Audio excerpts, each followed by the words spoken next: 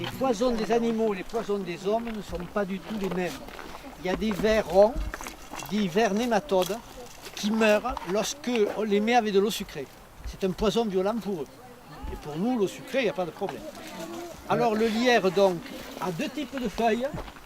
Vous pouvez les observer, soit des feuilles en fer de lance.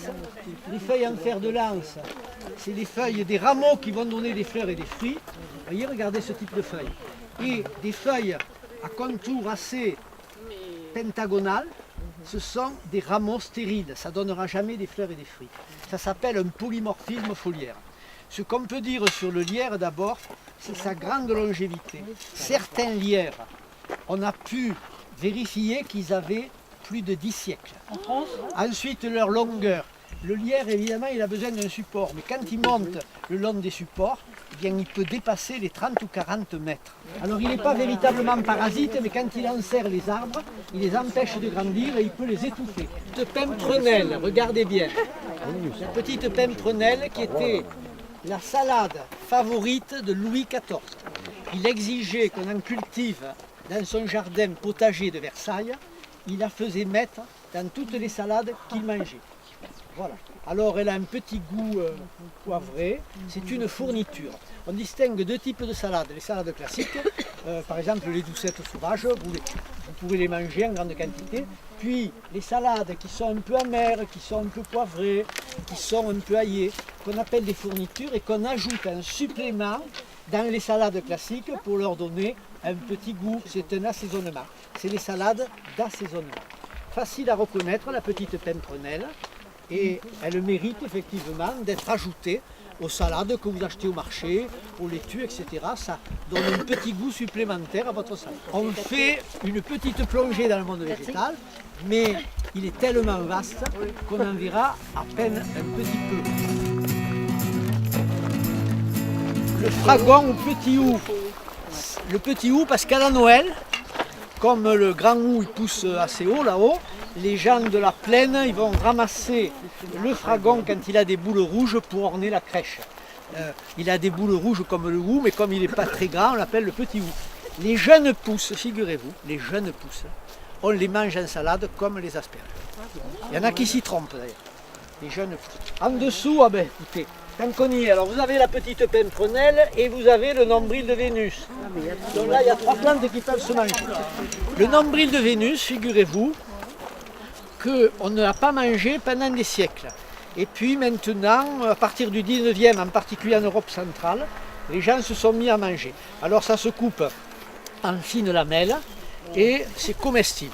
On peut le manger Voilà. comme ça. Hein. Et ça peut se manger aussi comme ça. Mais ça peut s'ajouter comme fourniture. Encore une fois, ce qui est intéressant, c'est pas seulement aussi le goût, mais c'est la texture. plein d'eau en plus. Quand on a des salades de texture variée sous la langue, si vous voulez, une palette de goût, c'est plus intéressant.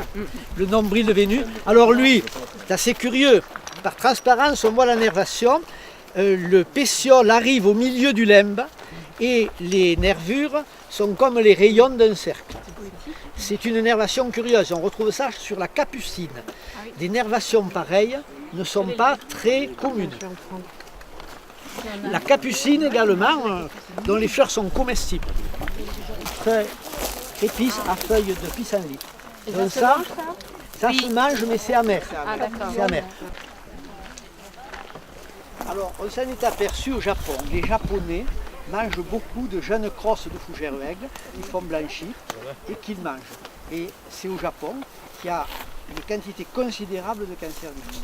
Malheureusement, je me suis aperçu que même chez nous, ça arrivait dans les restaurants, dont les jeunes feuilles de fougères aigles peuvent donner le cancer du foie. Donc c'est des conseils de cueillette. Alors, les plantes sauvages, qu'on les cueille pour l'alimentation ou pour le côté médicinal, on doit les cueillir toujours dans des endroits non pollués. Alors les endroits non pollués, évidemment, c'est les endroits où il n'y a pas de culture. Dans la mesure où vous avez des cultures, on va avoir des traitements avec des pesticides, donc ça c'est pollué. Le bord des routes c'est pollué aussi. Donc ça devient difficile de trouver des endroits non pollués. Ensuite, bien sûr, il faut les laver, éventuellement, et si c'est des plantes médicinales, il y a le problème du dosage du principe actif. Alors, dans les médicaments, il y a 80% de plantes. Mais ce sont les principes actifs des plantes qui ont été dosés, expérimentés à des doses correctes pour vous soigner. Et quand vous faites expérimentalement des tisanes ou autre chose, des infusions avec des principes actifs approximatifs, c'est pas sûr que vous soignez, vous risquez même de vous intoxiquer. Donc méfiez-vous au niveau des plantes médicinales. Alors vous avez beaucoup de fleurs qui sont comestibles et décoratives, vous avez beaucoup de salades qui sont les plus recherchées. Alors parmi les salades les plus recherchées, bon, on a les pissenlits, on a les doucettes, la laitue vivace, la campanule réponse, la couscounille, etc. Alors parmi les salades douces, on a le coquelicot, le silène vulgaire, le salsifis sauvage, la porcelle. Vous en avez ramassé un échantillon. Parmi les fournitures, je vous ai parlé des salades de fournitures, on va trouver au bord de la rivière de la lierre. Il y a le fenouil aussi qui est une fourniture, la petite pimprenelle, la bourse à pasteur, la cardamine hirsute qui est plutôt une fourniture. Donc vous avez toute une gamme de plantes qui sont fournitures ou qui sont carrément salades. Parmi les plantes qui se mangent, il y en a qui se mangent mais essentiellement au niveau de la racine. Donc on risque de voir le masseron. Le masseron a été longtemps cultivé. C'est une ombellifère en ce moment-ci qui pousse jaune, elle est magnifique partout. On l'a cultivé pour ses parties souterraines, pour ses racines. Voilà. Donc méfiance, tout ce qui est naturel, sauvage n'est pas forcément bon, hein, vous le voyez. Mais en tout cas, si vous voulez, il ne faut pas dire c'est naturel, donc c'est bon. Ah non, non, Voilà.